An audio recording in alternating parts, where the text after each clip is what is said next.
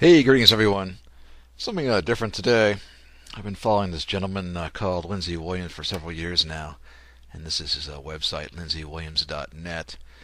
It's not actually produced by him, it's produced by some British bloke on behalf of Mr. Williams. In case you never heard of him, I'll just give you the 5-cent tour. He's a good old Southern Baptist preacher who, back in the days when they were building the Alaska pipeline, went up there and got himself a job as the chaplain for the pipeline, working for the big oil companies, which was Atlantic Richfield at that time. And in the process of being up there for a few years, he got to know some of the brass, who were basically big shots in the oil companies. And over the years, he maintained a relationship with some of them. And he's what they call the elite, the powers that be, what have you. And essentially, they started telling him things about what's going to be happening in the world. Because as most of you probably know, a lot of the stuff's already is manipulated by the powers that be. It's not a natural occurrence. And in regards, he's just released a bulletin here tonight. I got an email on the mailing list. And this is the first time I've actually seen him predict a date for what a lot of people have been fearing for a long time, this imminent financial catastrophe collapse. And what he says, he's actually saying there's a financial event planned by the elite. He's saying the IMF, International Monetary Fund. And he's actually giving a time frame, which is kind of unusual. Typically he doesn't nail himself down that tightly, but he says possibly within the next 3 months. Apparently, according to him, he knew about this several weeks back, but he was sworn to secrecy, so he wasn't allowed to tell. But then he excerpts a little piece of the email he supposedly got from his buddy here, and he says, "We have to remember this is the biggest financial event in the last 1,000 years, at least from my perspective. Every person on the globe will be affected. It will cause starvation, riots, and possibly even martial law. This is a big event." First thing to note here is that the key is he's saying financial events. So there's a lot of people out there that are always worried about comets and whatever, the crashing into the earth and destroying us. That's not going to be the case, at least toward this gentleman. If you've never heard of Lindsey Williams before and you haven't been following him in the past, you might say, well, who is this guy? How does he know? Why should we believe him? There's all kinds of doomsdayers, especially on the internet these days, predicting the end of the world and the collapse of the dollar or whatever. That's probably a fairly good thing to ask. But it's kind of interesting. Today is November 21st. I was listening to Coast to Coast last night just for a few minutes before I went to sleep. And they had Catherine Fitz on, who's a financial planner, and she was also in one of the previous presidential administrations. In any regard, they took some phone calls, and a woman called in, and she claims that her daughter works with another girl whose father works in the Pentagon.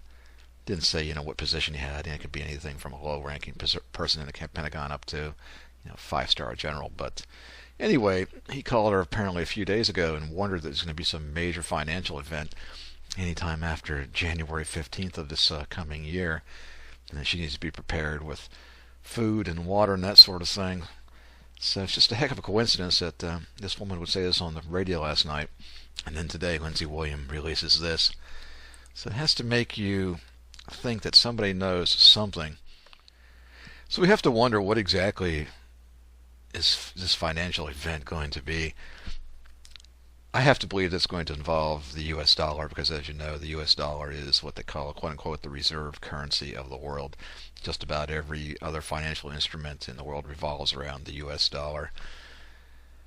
And the question is, what's going to happen to the U.S. dollar? One possibility is we just finally got ourselves so far in debt they realize they cannot afford to pay these debt back anymore. They're going to essentially default in the dollar to say anybody that we owe money to, we being the U.S. Treasury, say, hey, sorry, you're out of luck.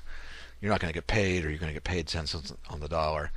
And of course that would send the world financial markets just into a major tiz. I imagine the U.S. stock market would collapse probably within hours. Another possibility, which a lot of people have been speculating about for years, is the derivatives. Supposedly there's something like $4 quadrillion worth of derivatives out there, and a derivative is basically some mathematical formula that something is or isn't going to happen. Like, I guess there may be somebody who basically places a wager that, in the year 2014, interest rates will go over 5%, and the price of wheat will plummet, or something like that, and maybe the temperature will be above so many degrees. It's just total incomprehensible nonsense to most of us. I believe Warren Buffett was on record as calling it a future financial of mass destruction. And also, if they did use that as a mechanism to bring the dollar down, they could also have plausible deniability there. They couldn't say any one person's responsible for it. It's just a systemic collapse, if you will. Whereas, if we were to default on our debt, that would be a conscious decision that individual or individuals would have to make, and of course they would be on the hook then, be held responsible by the masses of the world for their decision. In any regard, I don't know what to tell you. Something to think about it.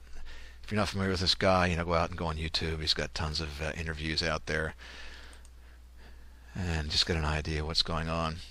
It's probably not a bad idea to prepare it anyway. Be prepared, because you never know what's going to happen. It could be a hurricane, could be a tornado, could be a financial collapse. You have to admit the world's a pretty fucked up place right now, and it's been that way for quite some time, and I just don't know where it's going to go from here. So, there's an interesting link here. The guy that put together the website put together a little 10 steps to avoid the crash. Probably shouldn't say avoid, should probably be survive. And basically it's based on input that Lindsey's given on his previous little spiels, but there's some good ideas in there you might want to take a look at. The problem is if you go out and go too extravagant and this thing doesn't happen, you might, put yourself in a worse situation than you're currently in right now. So you sort of have to do a little bit of risk assessment. And for example, if you have $100,000 in cash in the bank, it's probably not going to be a safe place for it to be if this really does happen. You're going to want to have it out into some tangible goods like gold, silver, food, generators, whiskey, vodka, that sort of things you can use yourself or trade for something. Now the problem is if this doesn't happen, you've got $100,000 worth of stuff that may or not be able to be liquidated for what you paid for it. So it's really a leap of faith, if you will, but it's definitely something to be thinking about. I think at the very least you'd want to be, do some nominal preparations just for any sort of emergency, like we said, a hurricane, a extended power outage, have some food, some water, a few guns, and ammo. If not for self-defense, maybe you have to go out and do some hunting to eat one day, who knows. Just some common sense things. Also, if you do have some cash available and you were planning on doing some major replacements around your house, maybe your air conditioner heat pump's just about done, or your stove, or your refrigerator, this might be a good time to go out and get those things. I mean, one of two things could happen. If the dollar becomes worthless, you're not going to be able to afford to buy those things. The price will go through the moon. So now's a good time to go out and make use of your money while you have it. On the other hand, if there's massive deflation, which I don't think will be the case, you'll be able to get those things pretty cheaply in the future if you have cash now. But once again, just some things to think about there. Okay, I'm not really sure what else I can say. I just thought I'd pipe in here and give a few comments and my 2 cents on it. Anyway, good luck to everybody, and we'll see if this happens or not. Hey, just one last thing before I jump off here. I want to talk a little bit about Bitcoin, because a lot of people are probably saying, well, if there's going to be a major financial catastrophe here in the next 3 months and the dollar is going to become worthless, that Bitcoin is going to be the place to be. I don't really know if that's true or not. I don't have my crystal ball working these days, but it's pure speculation. If you have a few $100s laying around, it might be worth going out and getting yourself a Bitcoin, just as sort of a hedge. If it does go to $1 million, not a bad deal. If it goes to zero, well, you've only lost a few $100s. That's pretty much the way hedging your money works. But really, if we're in a catastrophe, and like the guy's predicting, where you have people starving and martial law, I don't really know that if you need food and you go to offer somebody some Bitcoin for it, they're just probably going to tell you to shove it up where the sun don't shine. I think it's really just going high right now because it's really a lot of speculation there. The people that are buying Bitcoins, in my estimation, are just people who are looking to make a quick buck. They're not doing it because they believe in it or they're looking to get out of the U.S. dollar. It's also a very small market. I don't know what the total market cap for the Bitcoin is right now, probably in the tens or hundreds of millions of dollars. But if you compare that to the value of the U.S. economy, or the world economy, that's a mere drop in the bucket. And markets that are so small are very easy manipulated.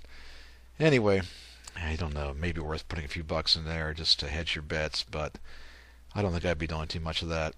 if there's people riding on the streets, and I've got some food, and somebody knocks on my door and says, "Hey, I got some bitcoins for your food," I'm going to be pointing the 357 at them and tell them to hit the highway. Also, conversely, I think gold and silver are probably a good place to be.